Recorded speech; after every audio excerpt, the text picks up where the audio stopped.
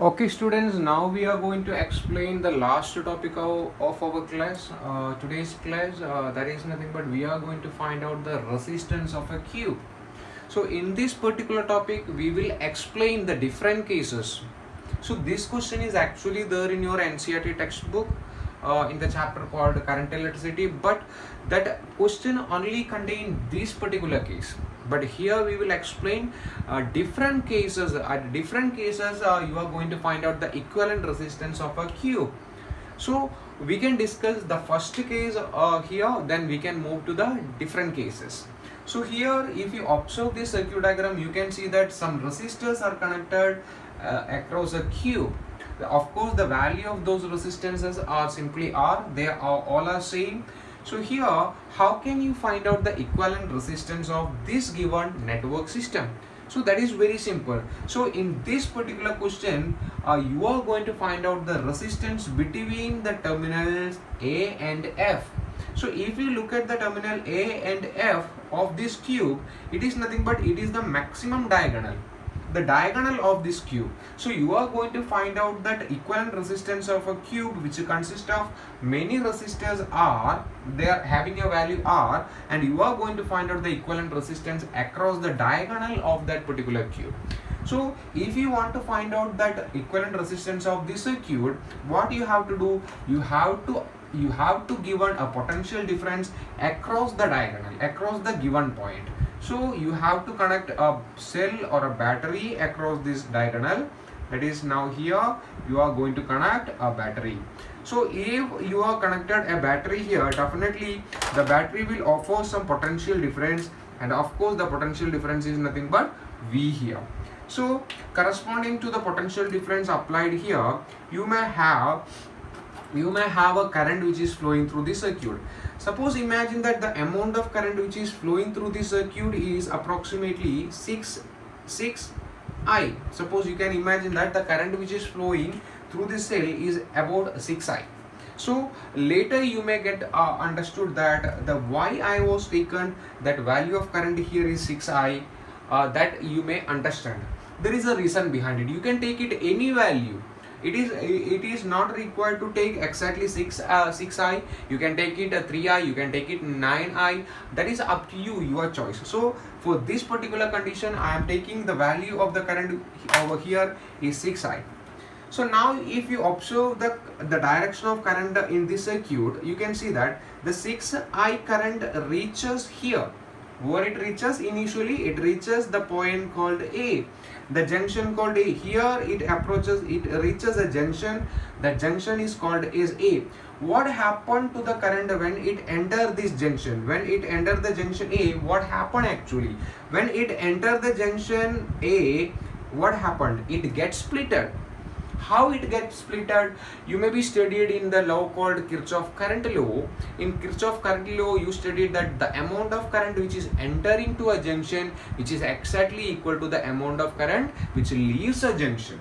So if 6i ampere of current is entering to this junction, the amount of current which is leaving the junction also will be equal. And if you observe this junction, you can see that after this junction you can find out three resistors, that is this resistor, this one and this one. Of course all these three resistors carrying the same resistance. So the current which is reaching the junction will be exactly splitted into equal part and passes through these resistors. Am I right? So this 6 ampere current will reach us here, get splitted by Kirchhoff current law, and it passes equally through all these three resistors, and the amount of current which is flowing through this resistor will be exactly equal to 2I, and the current which is flowing through this resistor will be exactly equal to again 2I, and the current which is flowing through this resistor will be also equal to 2I.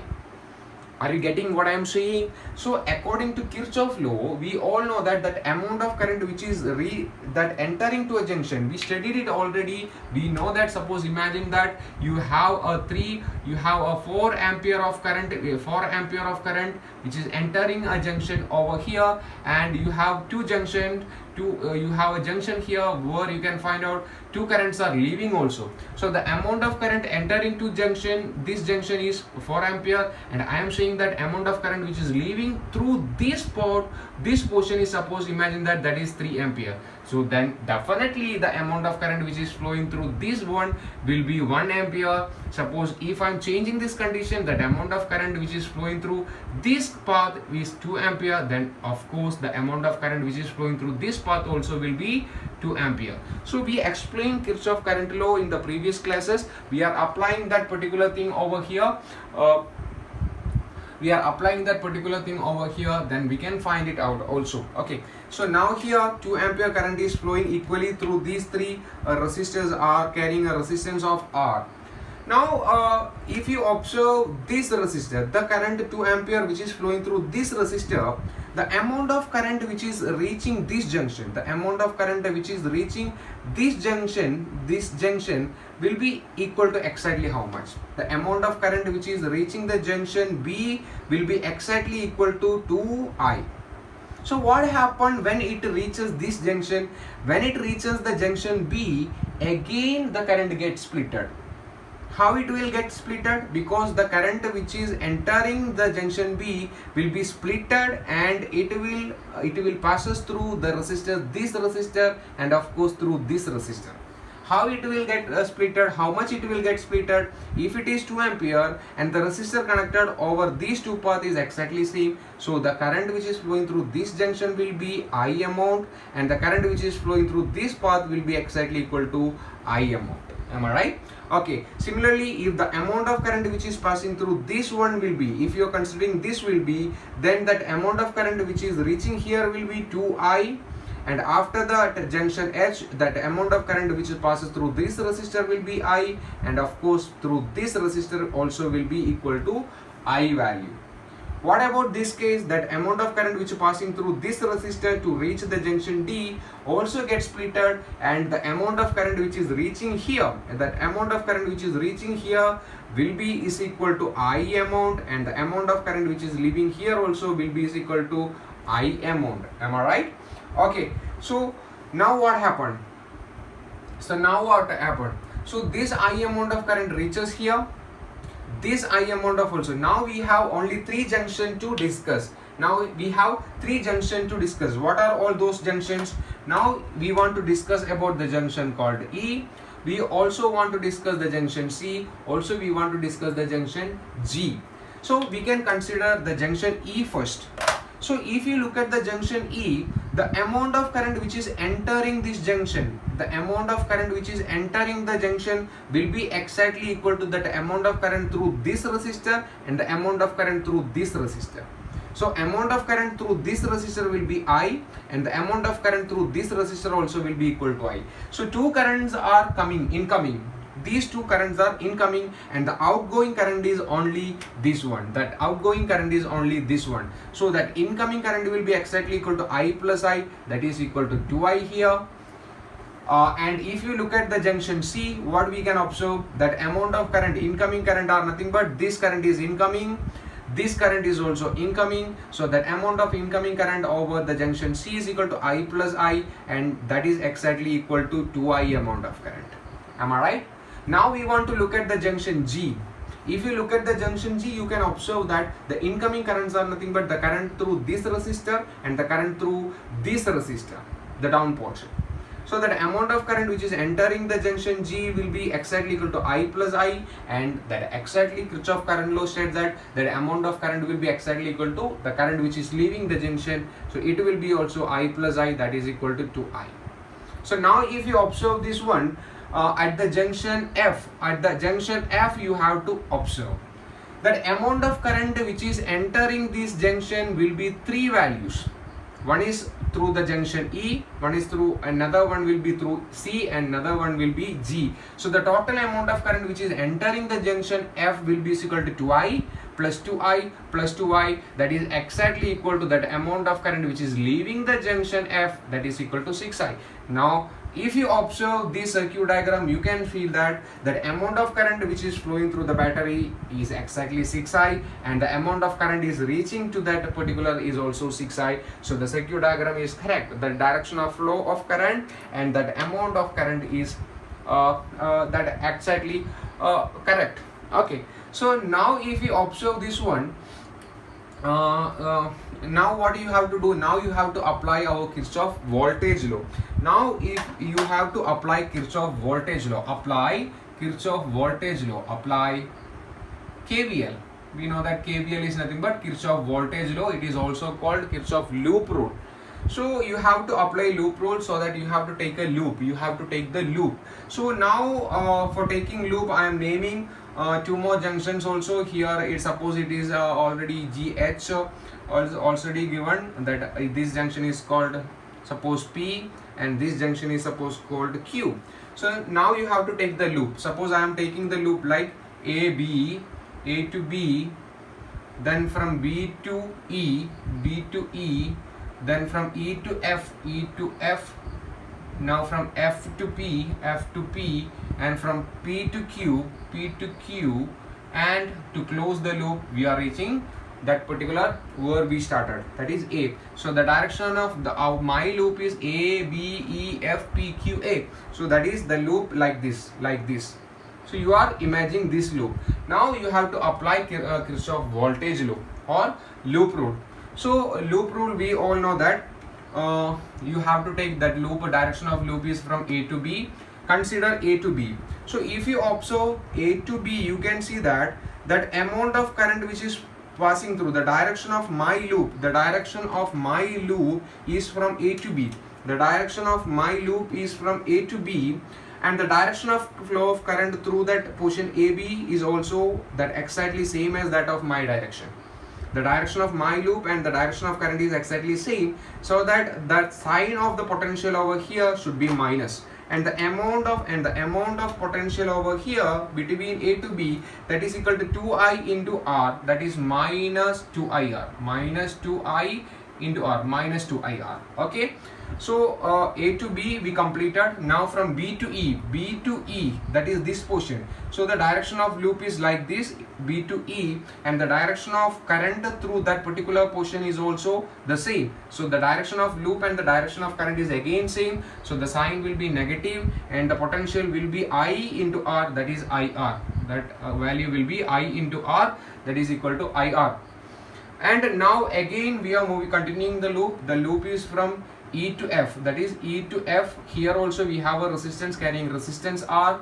That amount of current is 2I, and the direction of loop is exactly same as that of the direction of current. So again we are applying Kirchhoff voltage law. So the total potential here will be minus in sign, because my direction of my loop and the direction of current is exactly same. So that potential will be 2I minus 2I into that resistance value R. Now that loop is between E to F we completed. Now the loop is from F to P. If you observe F to P, there is nothing, so don't worry, you can simply move. So F to P there is nothing, so you can move on from P to Q. If you observe P to Q, the direction of your loop from P to Q is in this direction, and here you can observe a cell, a battery is connected, a cell is connected. So what about the case of how we can find out the sign of potential when we are connected a cell? Very simple, just observe where the direction of your loop ends. So the direction of your loop ends to the positive of the cell, so the potential over here will be in positive in sign. Then you can say it is plus V, and now the loop is from Q to A. To close the loop, it is Q to A, there is nothing, so don't worry. So you completed your Kirchhoff voltage law, that exactly equal to 0. So now if you observe this relation, you can find it out that if you are making V as a subject, then you can write 2IR moving to the right hand side, that become 2IR plus IR and plus 2IR again, plus 2IR. So total you are getting 2IR plus 1IR, that is V is equal to 5IR. The value of V for this applying Kirchhoff law you are getting, that is equal to 5IR. Okay, so now I have a consideration. Suppose imagine that that equivalent resistance of all this cube, the equivalent resistance of all this cube is, imagine that, suppose imagine that equivalent resistance, this resistance is what, this resistance is exactly equal to that equivalent resistance of this cube. Suppose imagine that the equivalent resistance of this cube is R dash. You can imagine like that, equivalent resistance. How much potential is applied over here? The potential applied over here is equal to V.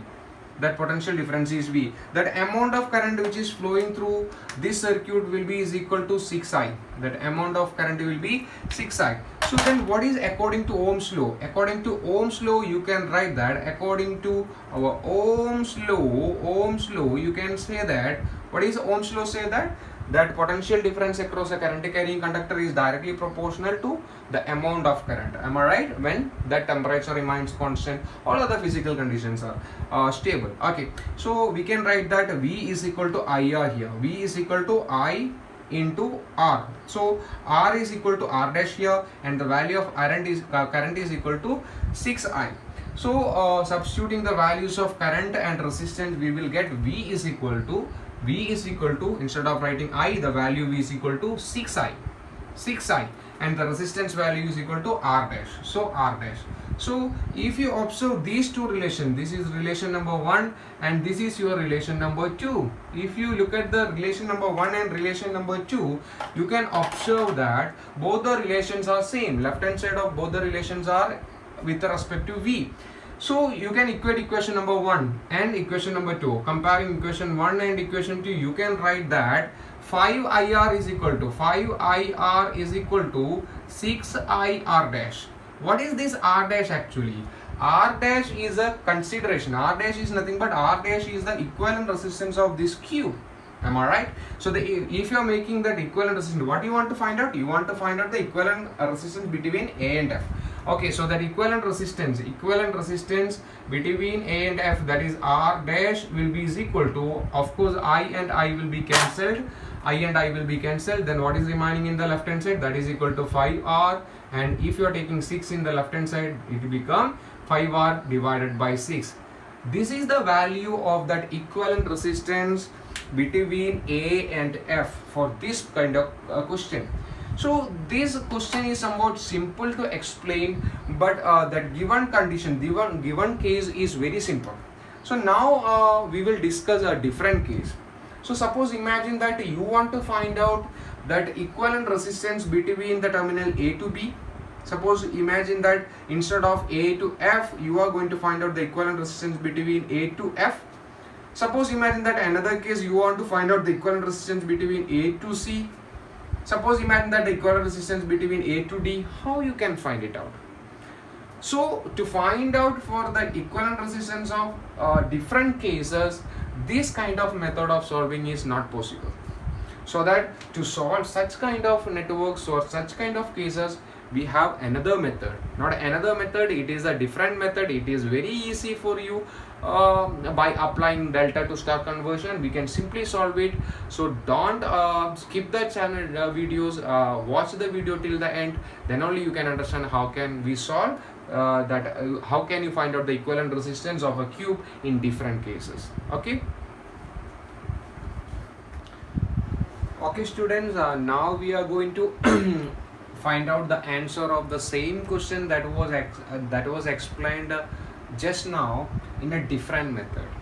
So after completing the solution of this problem in a new method, you may feel like that why we have a different method to solve this question, because already we discussed that the first method of solving this question, that was very easy, and after solving by using this method, you may feel it is difficult. But remember one thing, the previous method is only applicable for this situation.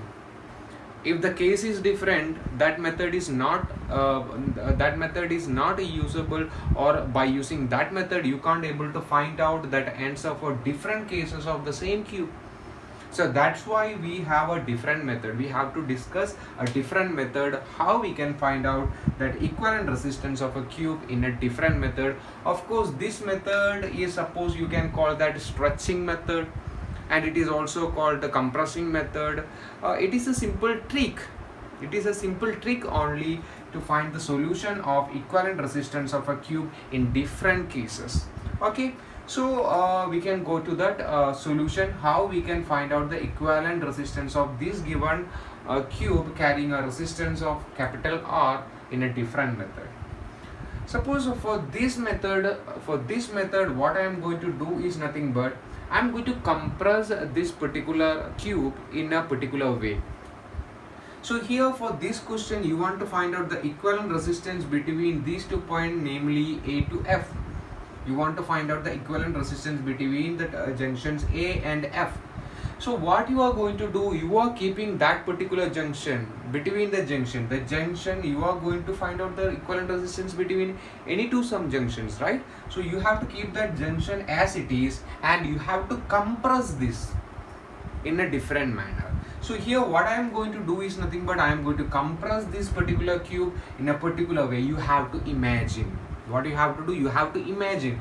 We know that physics is all about imagination, am I right? So what you have to do is nothing but you have to just compress this, just stretch this particular cube. So for here what I am going to do is nothing but I am going to compress this particular cube in this manner. You are going to compress this cube in this direction. That means while compressing you can feel that some of these resistors may overlap each other. Some of the resistor over here may be overlap each other. So when it is overlapping, what happened, we can think. So first of all, when we are compressing this given cube in this direction, the direction is shown here, in the direction from C to G, if you are compressing it, how it will actually look like. So if you are redrawing this diagram, it will appear that. So if you are compressing, so what happens actually? If you are compressing, so what happened? This resistor and this resistor become overlapped. Similarly, this resistor and this resistor become overlapped. This resistor will be overlapped with this one. This will be overlapped with this one. This will be overlapped with this one. But what about the case of the resistor here, the resistor which is shown here, this resistor and of course this resistor? What happened for these two resistors? These two resistors remain same as it is. It won't be overlapped with any two other resistors, whereas all other resistors will be overlapped. So if they are overlapping, then your circuit diagram will be like this.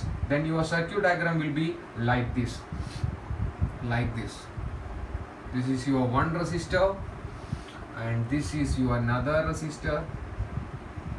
This will be a new resistor here. Here also you will have a resistor, and of course here you can find out another resistor like this.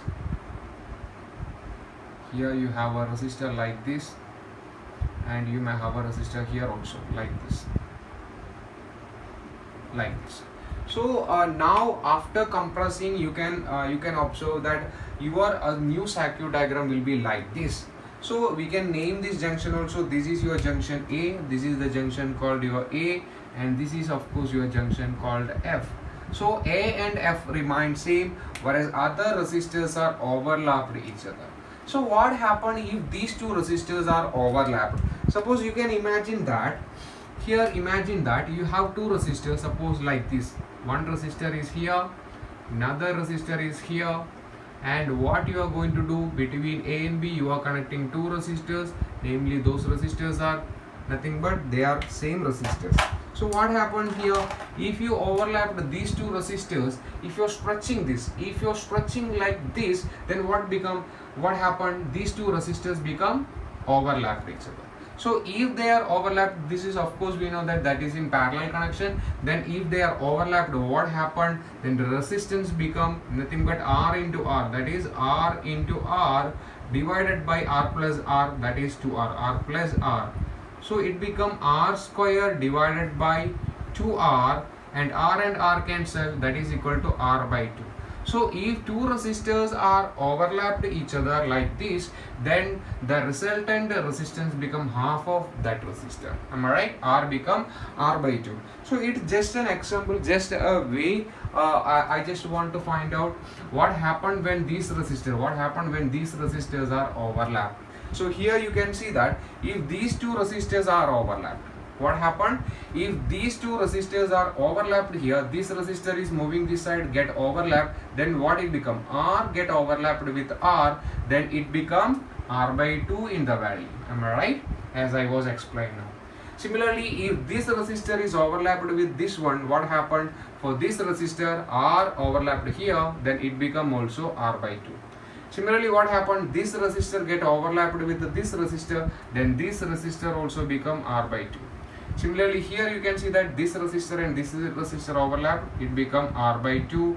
Here also it become R by 2. Whereas you can see that here this resistor and this resistor remain same as it is. So it become the value, it have the values of R itself. Now this circuit diagram also somewhat appears like your Wheatstone bridge, but here you can see that this resistor and this resistor are in series combination. Similarly, here you can see that this resistor and this resistor are in series combination. You have to find out the equivalent resistance between A and F. Am I right? A and F. So these two resistors in series and these resistors too also in series. So equivalent of these two resistors become, how it become? That is nothing but series. That means R plus R by 2, that is equal to 2R plus R, that is 3R by 2. So this value become 3R by 2, and similarly here also R plus R by 2, that equal to 2R plus R, that is nothing but 3R by 2 in the resultant. Am I right? So this combination become 3R by 2 and this combination become 3R by 2. Okay. So now we can redraw this particular circuit diagram. We can redraw this circuit diagram. If we are redrawing, then how it become? Just check it. So okay, so now if you are redrawing this circuit diagram will be exactly like this. So now you have a circuit, now you have a resistor over here, somewhat like this. Another resistor will be here. One resistor will be here. One resistor will be here and like this, and one will be here. Okay, this is your terminal F and this is your terminal A. The value of this resistor will be combination of these two resistors, that is equal to 3R by 2. This will be is equal to 3R by 2, and whereas this one remains same, that is equal to R by 2. This become R by 2, this value of this resistor become R by 2, and this resistor become 3R by 2. This resistor become 3R by 2, and of course in the middle portion this resistor become R by 2. So now the number of resistor of this given circuit, the redrawn circuit, will be exactly 5. Again you may feel that this is somewhat like similar to your Wheatstone bridge, but if you closely observe this diagram, it is not Wheatstone bridge. Why? Because the ratio of 3R by 2 and the with the R by 2 is not equal to the ratio of R by 2 to 3R by 2. So the ratios R1 upon R2 is not equal to R3 upon R4. So this is not Wheatstone bridge. This circuit is not our Wheatstone bridge. You can take a screenshot. I just want some space so that I will rub this circuit diagram. Okay, take a screenshot.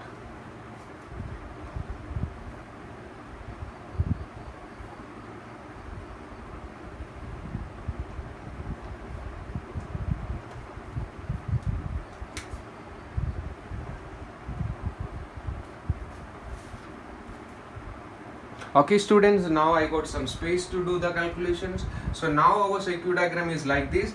So now you can find out the equivalent resistance over here, but what you have to do, you have to change the circuit diagram again. You have to apply that star to delta conversion and all. So for that purpose I am going to redraw this circuit again, and our circuit will be exactly like this.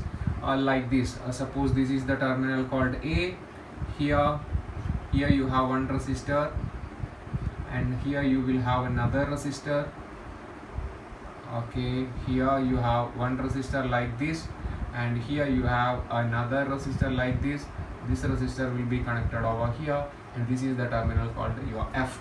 The value should be written. This value will be is equal to 3R by 2. This value will be exactly equal to R by 2. This value will be exactly equal to again R by 2. This value also R by 2. This value will be R by 2, and this value will be 3R by 2. 3R by 2. So how can we change that given? Then now if you observe this diagram, right hand part of this particular circuit diagram, you can see that this circuit diagram is nothing but the delta connection. What you have to do, you have to change this delta into star network. That's why we discussed how we can convert our star network into delta network. So now you have resistors like this. Suppose this resistor is called R1, this become R2, and this is called your R3.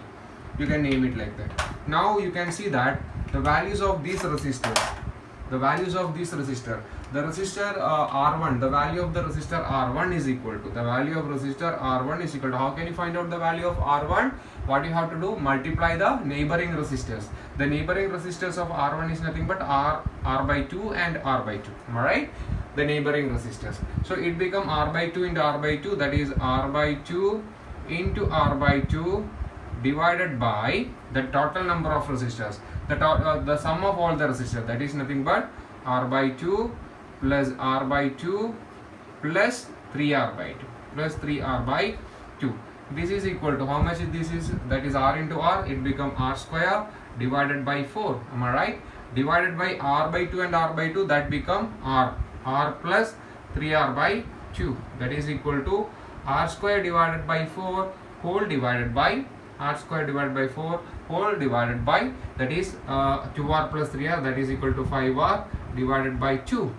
So if you want to change this, how it become? That is equal to R square divided by 4 into 2 by 5R. R and R get cancelled, 2 and 4 get cancelled, it become R by 10. Am I right? It become R by 10. So the value of R1 is equal to R by 10. So take a screenshot of this step also.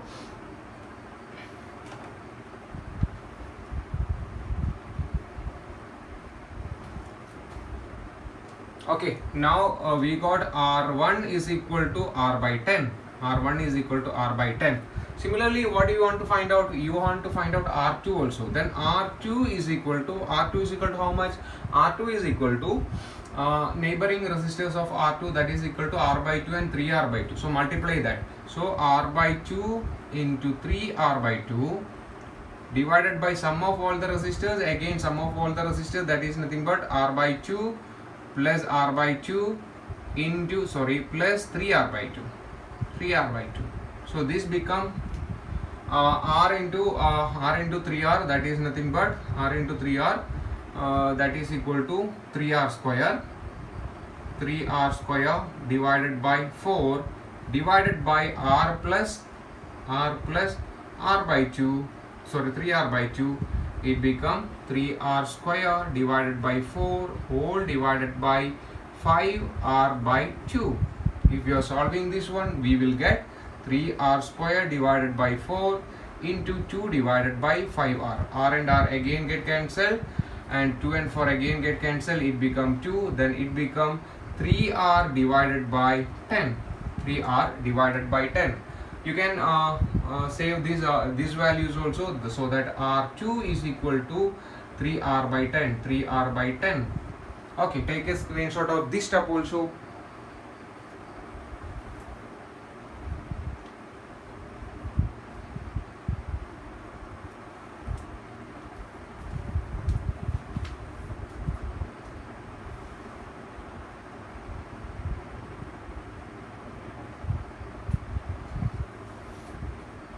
Okay students, now we want to find out the value of our R3. So how can you find out the value of R3? What is R3? R3 is this one. The neighboring resistors of R3 is equal to 3R by 2 and R by 2. You have to multiply both, that is equal to 3R by 2 into R by 2 divided by R by 2 plus R by 2 plus 3R by 2. So how you will get? It become 3R into R, that is nothing but 3R into R, that is nothing but 3R square divided by 4 divided by R into R, that is nothing but 5R by 2. 5R by 2.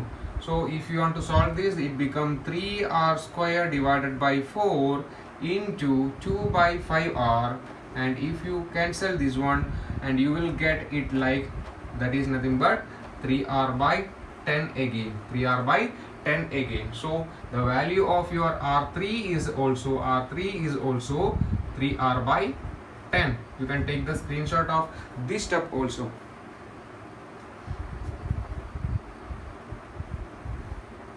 Okay students, now we find out the values of all the resistors R1, R2 and R3. So now you can redraw this circuit again. So now if you redrawing this circuit become how? So now this is your terminal A, this become that this resistor, that's remain 3 by 2, and now instead of this resistor, now you have an R1 resistors R1 here. Now over here you have another resistor like this, and here also you will have another resistor. Now that rest one resistor R2 will be here. This is your R2 resistor, and this is your terminal called F. You have tried the values of these resistor. This is equal to 3R by 2. This is equal to R1. Values of R1 is equal to nothing but R by 10. The values R by 10. This value is equal to this value is equal to exactly R by 2. And this value is nothing but the value of R3. R3 is nothing but 3R by 10. 3R by 10, and this value is also nothing but the values of R2, that is also 3R by 10. So now if you observe the circuit diagram, you can find out these two resistors are in series, and of course these two resistors are in series. To find out the equivalent resistance of these two combinations, simply what you have to do, you have to add that. So while you are adding the values of these two resistors, the equivalent resistance of these two become, that is 3R by 2 plus R by 10. If you are cross multiplying, you will get, that is 30R plus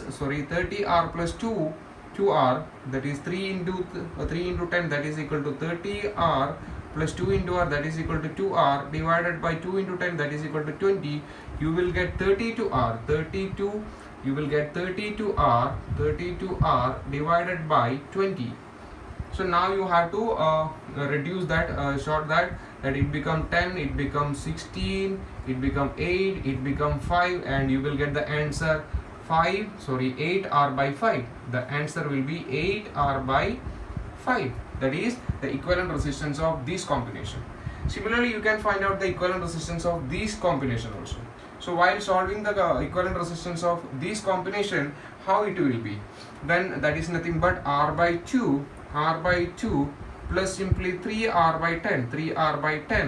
So 3R into 10, that is equal to 10R plus 2 into 3, that is 6R, divided by 2 into 10, that is equal to 20, that is equal to 16R divided by 20. 16R divided by 20, and the answer is again, that is 8, it become 10, it become 5, and it become 4. That is, your answer will be 4R divided by 5. So now you got the answer of this combination and this combination, that is 8R by 5 and 4R by 5. So now again you can redraw the circuit diagram. You can take a screenshot. For a little space I am cleaning this portion also. Okay, we are not required this one right now. So now what we want to do, now you have to redraw this circuit diagram also. So while you are redrawing this circuit diagram, the circuit diagram become how? Okay, so now your circuit diagram is again somewhat simple. So this is the terminal called A. Here you have a resistor like this. Here also you have a resistor like this. Here you have another resistor like this. This is your point called F. The value of this resistor become combination of this, that is equal to 8R by 5. This values will be 8R by 5, and this value become nothing but 4R by 5. 4R by 5, and the values of this resistor become, that is nothing but already there, that is 3R by 10. 3R by 10. So now how can you solve this? If you observe this circuit diagram, then also find out that these two resistors are again in parallel combination. So if it is parallel combination, you have two resistors, you have only two resistors, that is R1 and R2, and both resistors are in parallel connection, then the resultant will be R1 into R2 divided by R1 plus R2. Am I right? So that here you have to multiply both the resistors and you have to add both the resistors. Multiplication over addition. So here it become 8R by 5 into 4R by 5 divided by 8R by 5 plus 4R by 5. So now you can see that if you multiply, if you solve this, the denominator part, it become, that is 8r by 5 into 4r by 5 divided by, if you do this, you will get the denominator of this denominator side, this side both are 5, and so that you can simply that 5 divided by 8 plus 4, that is equal to 12r. So 12r, r by 5 cancel here, r by 5 cancel here, so 8 into 4, that is equal to 32, 8 into 4, that is equal to 32r divided by 5 divided by 12. So if you solve this one, you will get that answer, that is equal to 32r divided by 60. 32r divided by 60. If you solving this one, again you will get, it is like 30, it become 16, 8, it become 15. So that answer will be, that answer for this combination become, that is 8r divided by 15. Take a screenshot.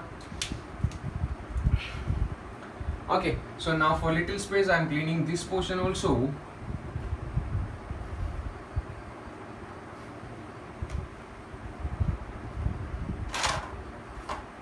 Okay, so now I have little space here, so that circuit diagram again becomes simple, and now right now our circuit diagram will be like exactly this is the terminal called A. Here now you have, instead of this combination, you have a single resistor, and now you have another resistor, that is this one.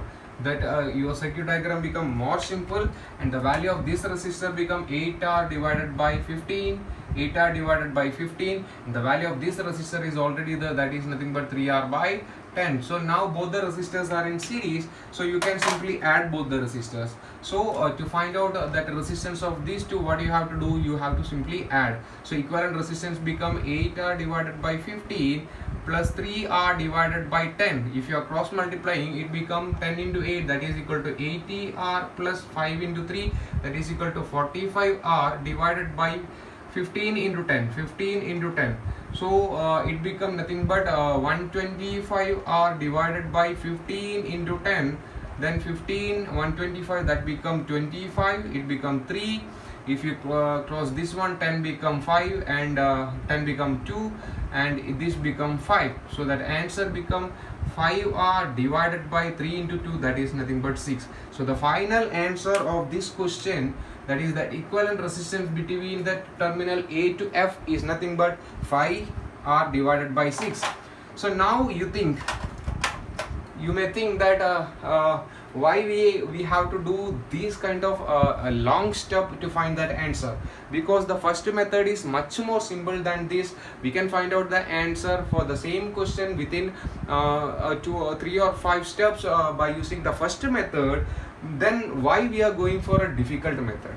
This is not actually a difficult method. So as I told you already, the first method is only applicable. The first method is only applicable to solve the given case. That is, you have to, if you want to find out the equivalent resistance of a cube carrying a resistance, all the resistance is R, then if you want to find out the resistance of that maximum diagonal, that method is okay. But in some cases you maybe have to find out that equivalent resistance of that given cube in different cases, like that front face diagonal, like a side likewise, and for that cases that method is not okay. For that cases you have to follow this method only. So next I will explain a different case of that same circuit, the same cube, so that you will get you can easily understood what is the purpose of this method. Okay students, now we are going to find out that the cube is same, but for a different case. So now we are going to discuss a different case, that is, suppose you can say that case number 2. So for case number 2, you are changing that junction, changing the junction of finding equivalent resistance. Suppose initially that particular point over A and F, now the point was shifted or changed. Now you want to find out the equivalent resistance between A and B. So now it is a different case. So for this case, the first method is not okay. You can't able to find out the equivalent resistance. It is very difficult. It is not possible to find out the equivalent resistance using the first method. So whereas the second method can be used to find out the equivalent resistance between A and B now. So what you have to do? You have to do the compression method or the stretching method. So what is that? How you can do that? You can by compressing, by stretching, you can do that. So in which direction you have to compress? While compressing, you have to concentrate. You have to keep the point A and B as it is same. You can't disturb them. So A and B remain same here, whereas what you are going to do, you are compressing the cube in this direction. In which direction? You are going to compress the cube in this direction. So C is this direction is actually moving here. So you are compressing the cube in this direction. So if you are doing so, then exactly your diagram will be a different one. The diagram will be changed, and the diagram will be exactly like this. That here you have a resistance like this. Here you may have a different resistor like this. Here you will have a resistance like this, and here also you will have a resistance like this. Here the resistance like this, and it will be like a notebook or a laptop which is open, okay, like this. So the diagram is now changed. So after compressing, you can observe that this resistor, which resistor? The resistor over here, this resistor and this resistor remain unaffected, whereas all other resistors will be overlapped. How they will overlap? This resistor and this resistor get overlapped, this resistor and this resistor get overlapped, this and this get overlapped, this and this get overlapped, this and this one become overlap, and this become overlap. This one and this one become overlap. So that unaffected resistors are nothing but this resistor and this resistor remain unaffected, that is remain R, and this one also remain R. Okay, I forgot that this is your junction A and B, and that will be exactly like here it will be A, and here it will be exactly like B.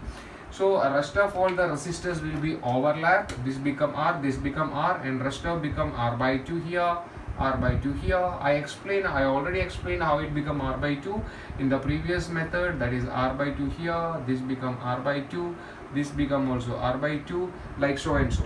So now if you observe this circuit diagram, you can see that this portion of the circuit diagram, which portion? This portion of the circuit diagram, these three resistors are in series combination, because you can see that the end of this resistor R came, at the end of this resistor R by 2 came. So these three resistors will be in series mode, so that if it is series mode, you have to directly plus that to find out the equivalent resistance. How you can find out? That is R by 2 plus R by 2 plus R. So R by 2 plus R by 2, that is equal to R plus R, and you can find out that answer become 2R.